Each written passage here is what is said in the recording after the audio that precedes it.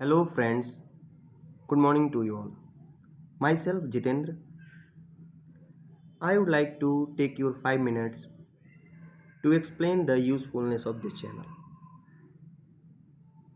That you, that why you see the lectures of this channel.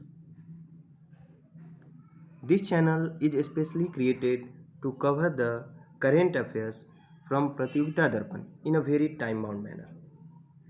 As because in many examinations, especially BPSC and many other exams, questions directly come from this standard source of PD. खासकर आजकल BPSC के द्वारा various examination conduct किए जा रहे हैं, उसमें PD से सीधे क्वेश्चंस टैली कर रहे हैं। मैं इस चैनल के थ्रू ट्राई करूंगा कि आप लोगों को बेस्ट और इम्पॉर्टेंट जो कंटेंट है प्रतियोगिता दर्पण का, उसको बहुत सिंपल और ल्यूसिड मैनर में प्रोवाइड करा सकूं। Second thing, I would like to share with you that I cover both Hindi and English version of PD because दोनों के कंटेंट में काफ़ी डिफरेंस देखने को मिलते हैं। And when you see the lecture, you already acknowledged with that. So I request you all that आप जिस भी मीडियम से हो, आप दोनों इंग्लिश और हिंदी वर्जन पीडी को देखेंगे ताकि करंट अफेयर्स अच्छे से कवर हो पाए। ईच एंड एवरी मंथ के लेक्चर कंप्लीशन के बाद I provide you recitable points of what you already learn from the lecture in another lecture, ताकि एग्जामिनेशन के दौरान आप सिर्फ उस रिसाइटेबल पॉइंट्स वाले लेक्चर को रिवीजन के तौर पे देख लें। So now without wasting time, we are going to start Hindi version of प्रतियोगिता दर्पण of अगस्त मंथ। और इस अगस्त मंथ वाले पीडी में हम लोग क्रमानुसार देखेंगे। पहले राष्ट्रीय घटनाक्रम, फिर उसके बाद अंतर्राष्ट्रीय घटनाक्रम and then miscellaneous and so on. तो हम लोग राष्ट्रीय घटनाक्रम शुरू करते हैं। राष्ट्रीय घटनाक्रम में जो प्रथम करेंट हम लोग देख रहे हैं वो है टारपीडो द्वारा पानी के भीतर क्या हुआ है। तो टारपीडो के द्वारा पानी के भीतर लक्ष्य भेदने का नौसेना द्वारा सफल परीक्षण किया गया है। यहाँ पे आप लोग देखें कि टारपीडो द्वारा पानी के भीतर लक्ष्य भेदने का नौसेना के द्वारा क्या हुआ है, सफल परीक्षण हुआ है। और ये सफल परीक्षण डीआरडीओ की naval science and technological laboratory द्वारा विकसित किया गया है। और इस टारपीडो को समुद्र के देवता वरुण के नाम पर वरुणास्त्र नाम दिया गया है। तो पहला करेंट ऑलरेडी नन है, दैट टारपीडो द्वारा पानी के भीतर लक्ष्य भेदने का नौसेना द्वारा सफल परीक्षण। और ये सफल परीक्षण किसके द्वारा हुआ है, तो डीआरडीओ के द्वारा हुआ है। और डीआरडीओ की भी कौन सी unit, naval science and technology laboratory. और इस टारपीडो का नाम समुद्र के देवता वरुण के नाम पर वरुणास्त्र पड़ा है। क्लियर।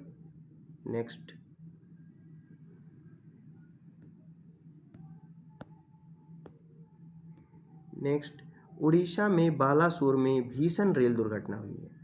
उड़ीसा में बालासोर में भीषण रेल दुर्घटना हुई है।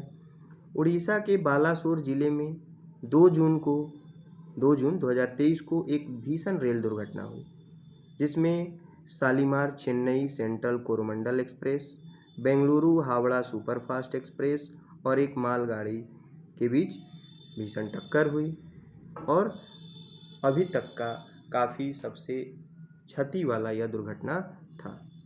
नेक्स्ट,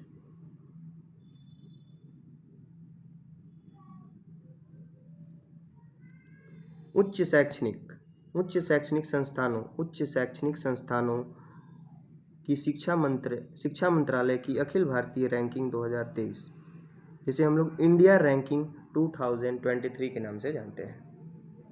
तो उच्च शैक्षणिक संस्थानों की शिक्षा मंत्रालय की अखिल भारतीय रैंकिंग 2023 जारी की गई है, जिसे हम लोग इंडिया रैंकिंग 2023 के नाम से जानते हैं।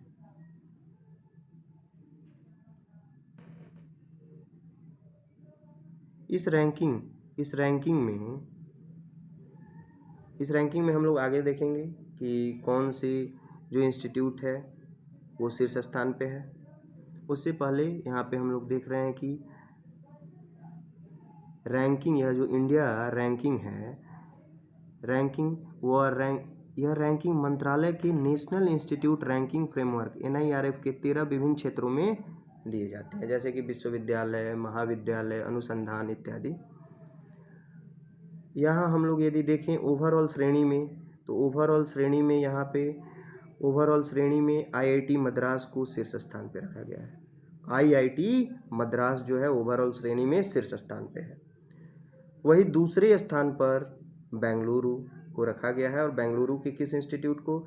इंडियन इंस्टीट्यूट ऑफ साइंस, जिसे हम लोग शॉर्ट फॉर्म में IISc के नाम से जानते हैं।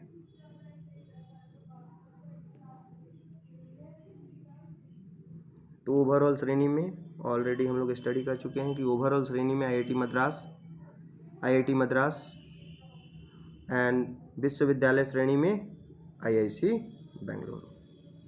नेक्स्ट,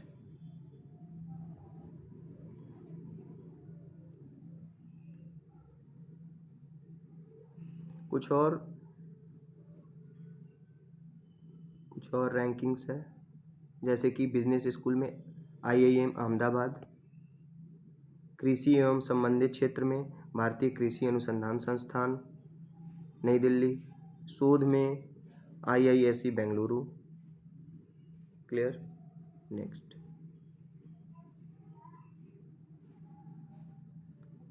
यह महत्वपूर्ण करेंट है। प्राणवायु देवता पेंशन योजना। इस योजना का नाम क्या है? प्राणवायु देवता पेंशन योजना, जिसे हरियाणा सरकार के द्वारा लागू किया गया है। इसके तहत 75 वर्ष से अधिक पुराने वृक्षों के रख रखाव के लिए प्रति माह मतलब प्रत्येक मंथ 2500 रुपये पेंशन दिए जाएंगे। ये 2500 रुपये किस लिए दिया जा रहा है? तो वृक्षों के रख रखाव के लिए दिया जा रहा है। और कैसे वृक्षों को? जो 75 वर्ष से अधिक पुराने हैं। और यह हरियाणा सरकार के द्वारा। योजना का नाम प्राणवायु देवता पेंशन योजना। क्लियर? इसके तहत एक और महत्वपूर्ण बिंदु है कि खोखले, मृत, सूखे और रोगग्रस्त पेड़ों को इस योजना में शामिल नहीं किया गया है। इस योजना से बाहर रखा गया है। कैसे पेड़ों को? वृक्षों को, तो खोखले, मृत और सूखे व रोगग्रस्त पेड़ों को। नेक्स्ट,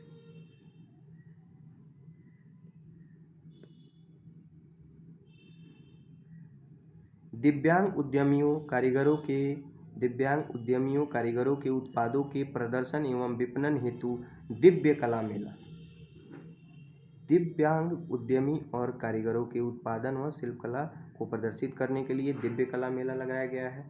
इसमें महत्वपूर्ण यह है कि यह मेला का आयोजन कहाँ हुआ है, और इसी वर्ष 2 जगहों पे इस मेले के आयोजन को किया गया है।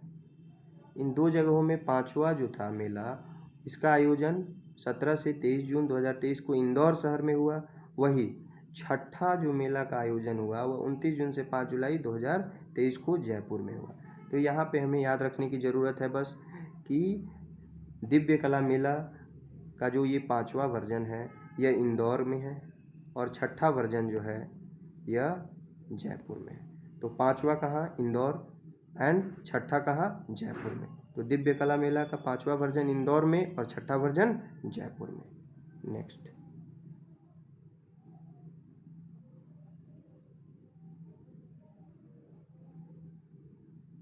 जैसा कि हम लोग जानते हैं कि 2023 जो है वह पूर्ण रूप से मोटे अनाज पे फोकस्ड है।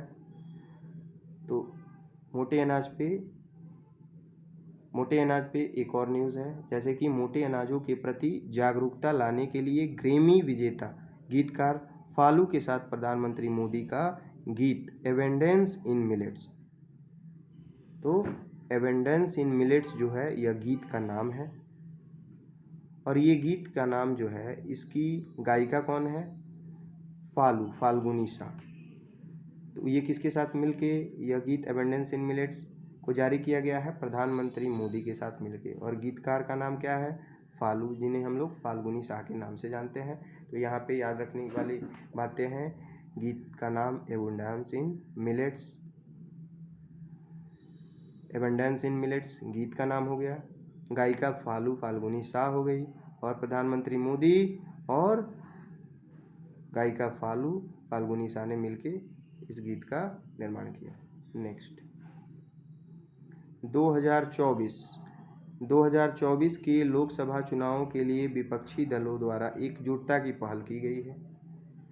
तो ये पहल जो है हम लोग जानते हैं, न्यूज़ में काफ़ी रहा है कि नीतीश कुमार के द्वारा यह पहल बहुत दिनों से किया जा रहा है। इन्हीं सभी चीज़ों को देखते हुए यह प्रथम बैठक जो है वह पटना में हुई। प्रथम बैठक पटना में हुई 23 जून को। बिहार पॉइंट ऑफ व्यू से ये इम्पोर्टेंट करेंट है। तो 23 जून 2023 को यह पटना में पहला बैठक हुआ, और इसमें 17 प्रमुख विपक्षी दलों ने भाग लिया। नेक्स्ट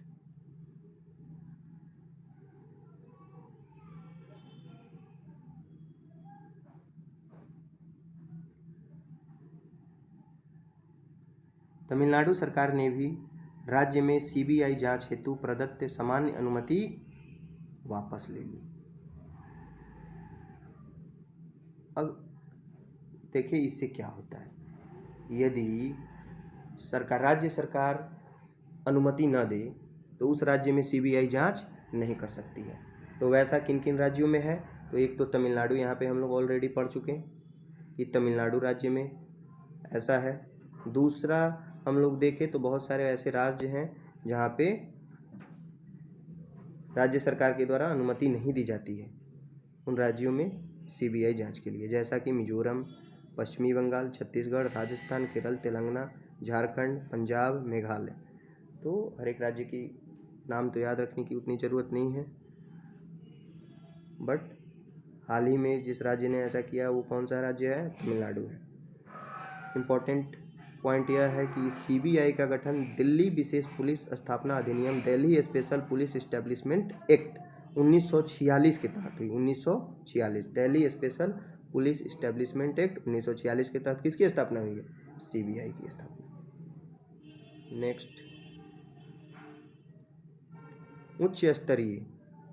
उच्च स्तरीय अनुसंधान एवं विकास के लिए राष्ट्रीय अनुसंधान फाउंडेशन की स्थापना हेतु विधेयक पारित किया गया है। इस विधेयक का नाम क्या है? National research foundation bill 2023। अगले 5 वर्षों की अवधि के लिए कितना बजट का अनुमान इसमें है? 50,000 करोड़।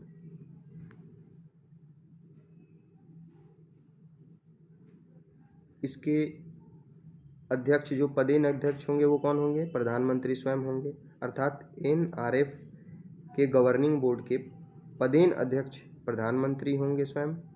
एनआरएफ अर्थात नेशनल रिसर्च फाउंडेशन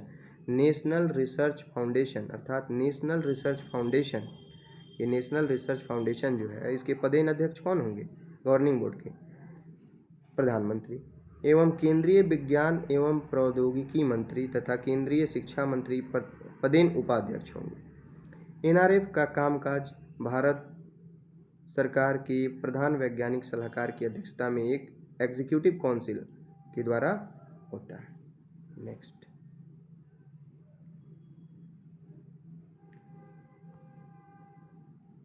विश्व के शीर्ष लगभग 1500 उच्च शैक्षणिक संस्थानों में भारत के 45 संस्थान। क्यूएस रैंकिंग 2024, तो इस क्यूएस रैंकिंग 2024 में भारत के कितने संस्थान सम्मिलित किए गए हैं? 45 संस्थान किए गए हैं। तो हम लोग देखते हैं कि प्रथम स्थान पे कौन है। तो यहाँ पे क्लियरली विजिबल है कि 12वें वर्ष लगातार MIT अमेरिका विश्व का सर्वश्रेष्ठ शैक्षणिक संस्थान QS रैंकिंग 2024 में शीर्ष स्थान प्राप्त किया। तो प्रथम स्थान पे अपना MIT Massachusetts institute of technology America अपना हो गया। दूसरे स्थान पे कैम्ब्रिज यूनिवर्सिटी UK का। बस ये 2 रैंक हमको याद रखना है कि Massachusetts institute of technology America MIT America QS ranking 2024 में प्रथम स्थान पे और दूसरे स्थान पे कैम्ब्रिज यूनिवर्सिटी UK। वही इंडिया में देखें हम लोग QS रैंकिंग 2024 में भारत के शीर्ष 45 विश्वविद्यालय या संस्थानों की रैंकिंग। तो इसमें IIT बॉम्बे जो है प्रथम स्थान पे है, लेकिन QS रैंकिंग 2024 में IIT बॉम्बे ने रैंक हासिल किया है 149। वही अगर भारत में देखें तो हम लोग IIT दिल्ली दूसरे स्थान पे है, लेकिन QS रैंकिंग में रैंक IIT दिल्ली का 197 वही तीसरे स्थान पे देखें हम लोग तो Indian institute of science Bengaluru QS ranking 225। तो ये अपना राष्ट्रीय घटनाक्रम समाप्त होता है। इसके साथ ही thanks to you all. Next we will meet with the अंतर्राष्ट्रीय घटनाक्रम।